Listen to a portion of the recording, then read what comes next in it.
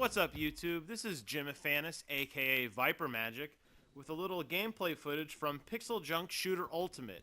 This is currently a free download game if you have a PlayStation Plus membership and you have a PlayStation 4. So, thought I'd show off a little bit of the footage there. Sorry, dude. The plot of this game is deceivingly simple. You are on a strange alien planet, and you're flying around in your spaceship, and you're trying to save all these miners who are trapped. It really comes down to resource management more than anything. I'll kind of talk through a little of that. You'll see I collected one of the hidden treasures there. Walking through the HUD briefly, on the bottom right-hand corner, there was the hidden treasure I got, 1 of 3. You'll see how many people are left that I have to save. In the upper right-hand corner, there's a scoring system and the kind of these little stars that appear. Whether you kill enemies or just kind of scattered around the map, these rank into your overall score at the end. I'll talk a little bit about that later. In the bottom left, that's the real metric, though. The bottom left is your overheat meter. So, as you see as I'm flying near that lava, you see kind of this shield kind of go around my ship. That's showing me where the lava heat is coming from. Everything in this game has to do with overheating. So if I get too close to the lava, my ship starts to overheat. If I start shooting my laser really quickly, you'll see I do this kind of charge up and I shoot a barrage of heat-seeking missiles. That will affect my overheat. And once it gets to full, there it's pretty close. I'm in the 4th bar now. I'll die.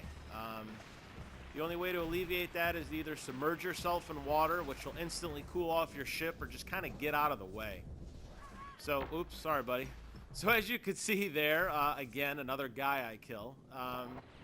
There is a lot of finesse to this game, and it may not really appear that way just from kind of a high-level viewing of it. This does have a pretty good demand as far as the shooting metrics and or the mechanics and flying around. As far as gameplay, you're only really using your trigger buttons. Either the left 1 or left 2 or is your grappling hook, and right 1, right 2 is shoot.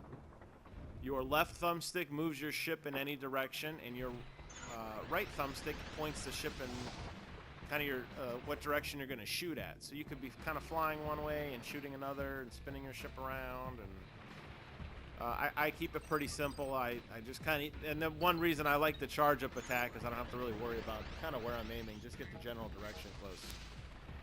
Lava does play a really big role in this game in terms of puzzle solving, as with the water. You'll see kind of one of those puzzles here. I can't advance right now because the lava's trickling down that little gap, and I use the water plant, and as you can see, the water douses the lava, and it blocks off so I can travel through that. Just to show kind of how dangerous lava is, it almost looked like that lava was completely gone. And I mined through it again, and just that little tiny piece, that little tiny red piece of lava, or orange piece of lava, spews out again and just totally fills up that area. So there's a lot of places where lava seems like, oh, it's fine, there's nothing there. And there really is.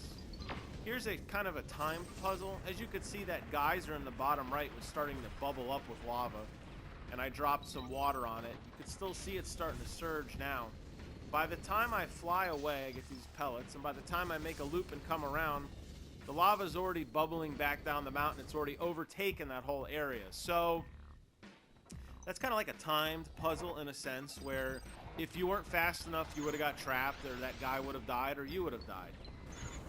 Here's another one of those. The geyser kind of starts to bubble out, and there's a well-placed water plant thing, and you can shoot it, and the water comes down. It gives me enough time to kind of go down here and explore a little bit and loop around.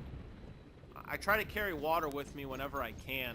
Obviously, it's a pretty precious resource. You'll notice that both yourself and the humanoids you're going to save can breathe in water. So if they're submerged in water, that's okay. It's if they're submerged in lava or in my blaster fire, they're usually pretty much dead. There I used the water, not necessarily required, but kind of wall myself in. If I could travel through water, to me that's preferred. Here's an order of operations puzzle, which I fail miserably, and sorry, dude. Oh, see. as you could see, that enemy, which is kind of like a little volcano kind of looking guy, when he died, he emits kind of a pretty hefty pile of lava, which does persist in the map. You can see it pooling down there. So those guys have to be killed in a particular order, or at least mindful of where you're going to kill them at. And again, you know, it's important to make sure that, you know, you're not submerging in this stuff. So you got to take your time and look around and explore. It's clear that there's something missing. I can't go through the lava. I come back to it, and I'll show you in a second. That's another one of the tools you get in your arsenal, and it's a sponge. And how the sponge works is it absorbs whatever liquid it's in, whether it be lava or water, and it'll eventually dissipate out. So it works well in water, obviously, because water doesn't hurt you. You could take your time and fill it up. However, you could fill the sponge up with lava, and lava does spew out and it does overheat. So there's kind of a risk and reward thing there where you have to be careful. There are some puzzles that require the inverse of this puzzle, where you have to soak the sponge in lava. It's either clear the area or move the lava to another area to shoot your way through. Here you see me going back and forth with my ship. It kind of douses and squeezes the water out of the sponge, which allows the lava to fill up. An alternative solution to this puzzle could have been taking the sponge and dropping the sponge in the lava and flying it away, but again, there's a little bit of variety. There is I was talking earlier about the score. There is limited replayability, but once you figure out where all the intricacies of the map are, you're probably not going to play it again, maybe short of some timed attack, and everything you do gives an overall score, which you'll see here. Anyways, just wanted to show a little bit of the shooter. I really enjoyed it. It's a lot of fun. It's a simple but hard game at the same time. Hope you enjoyed the video, and I will see you guys on the other side. Take care.